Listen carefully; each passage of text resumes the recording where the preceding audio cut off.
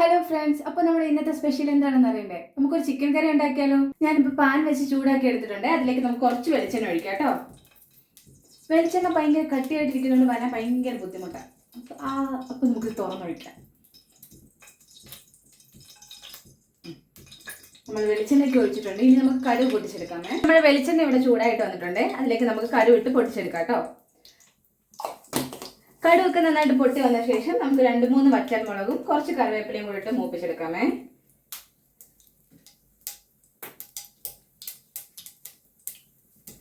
നമ്മുടെ കടുകൊക്കെ നന്നായിട്ട് പൊട്ടി വരുന്നുണ്ട്. നമുക്ക് കറിവേപ്പിലയും വറ്റൽമുളകും ഇട്ട് കൊടുക്കാം കേട്ടോ. ഇനി നമുക്ക് ഇതിലേക്ക് സവാള ഇട്ട് കൊടുക്കാമേ. സവാള ഞാൻ ചെറുതായിട്ട് അരിഞ്ഞ് വെച്ചേക്കും കേട്ടോ. സവാള ഇട്ട് കൊടുത്തിട്ട് കുറച്ച് ഉപ്പ് ഇട്ട് കഴിഞ്ഞാൽ സവാള വേഗം വഴഞ്ഞു കിട്ടും. നമുക്കിതിലേക്ക് കുറച്ച് ഉപ്പ് ഇട്ട് കൊടുക്കാം കേട്ടോ. ആവശ്യത്തിന് ഉപ്പ് കുറച്ചിട്ട് കൊടുത്താൽ മതി. ബാക്കി പിന്നെ നോക്കിയിട്ട് ബാക്കി ഉപ്പ് പിന്നെ ഇട്ട് കൊടുക്കാം കേട്ടോ. നമ്മൾ സവാള ഇവിടെ ചെറുതായിട്ട് വഴന്നു വന്നിട്ടുണ്ട്. അതിലേക്ക് ചതച്ച് വെച്ചേക്കുന്ന ഇഞ്ചി, വെളുത്തുള്ളി, പിന്നെ 2-3 പച്ചമുളക് കൂടെ ചേർക്കാം കേട്ടോ. ഈ ചേർത്തിട്ട് കുറച്ച് നേരം അടച്ച് വെച്ചിട്ട് ചെറുതായിട്ട് ചെറിയ ഫ്ലെയിമിൽ വെച്ചിട്ട് വഴറ്റിയെടുക്കാമേ. നമ്മുടെ സവാളയൊക്കെ ഇവിടെ വഴണ്ടു വന്നിട്ടുണ്ട്. അതിലേക്ക് നമുക്ക് തക്കാളിയും കൂടെ അരിഞ്ഞിടാം കേട്ടോ. ഞാൻ ഒരു വലിയ തക്കാളി ഇവിടെ എടുത്തേക്കുന്നത്, അതുകൊണ്ട് ഇതിലേക്ക് ഇട്ട് കൊടുക്കാം. അപ്പോൾ നമ്മുടെ സവാളയൊക്കെ ഇവിടെ വഴണ്ട് വന്നിട്ടുണ്ട്. സവാളയും തക്കാളിയും നമ്മുടെ ഇഞ്ചി, വെളുത്തുള്ളി, പച്ചമുളകൊക്കെ നന്നായിട്ട് വഴണ്ട് വന്നിട്ടുണ്ട് കേട്ടോ.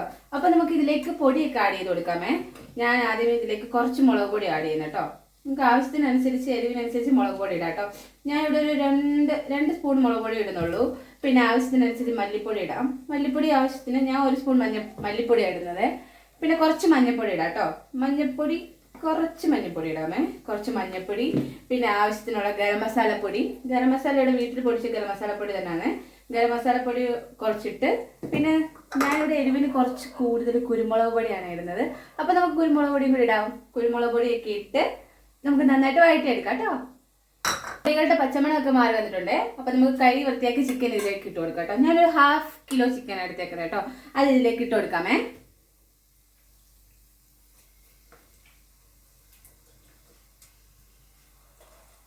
അങ്ങനെ നമ്മുടെ ചിക്കൻ എല്ലാം ഇതിലേക്ക് ഇട്ട് കൊടുത്തിട്ടുണ്ട്. എന്നിട്ട് നന്നായിട്ട് ഇളക്കി യോജിപ്പിക്കാം കേട്ടോ.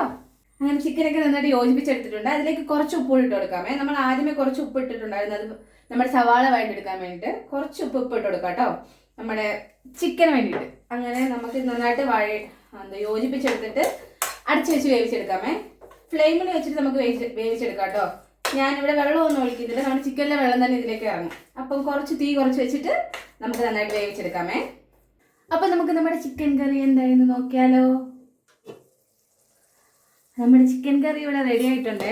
നമ്മുടെ ചിക്കൻ്റെ വെള്ളമൊക്കെ നന്നായിട്ട് ഇറങ്ങി ചിക്കൻ കറി ഇവിടെ റെഡി ആയിട്ടുണ്ട് കേട്ടോ. ഉപ്പൊക്കെ ഞാൻ ഇടയ്ക്ക് നോക്കിയായിരുന്നു. ഉപ്പൊക്കെ കറക്റ്റ് പാകത്തിനുണ്ട്. ആവശ്യമുള്ളവർക്ക് കുറച്ചുകൂടെ പറ്റിച്ചൊക്കെ എടുക്കാം. അപ്പോൾ എൻ്റെ ചിക്കൻ കറി ഇവിടെ റെഡി ആയിട്ടുണ്ട്. അപ്പോൾ ഇന്നത്തെ എൻ്റെ വീഡിയോ ഇത്രേ ഉള്ളൂ ഗൈസ്. ഇഷ്ടപ്പെട്ടെങ്കിൽ ലൈക്ക് ചെയ്യുക, ഷെയർ ചെയ്യുക, സബ്സ്ക്രൈബ് ചെയ്യുക. ബൈ.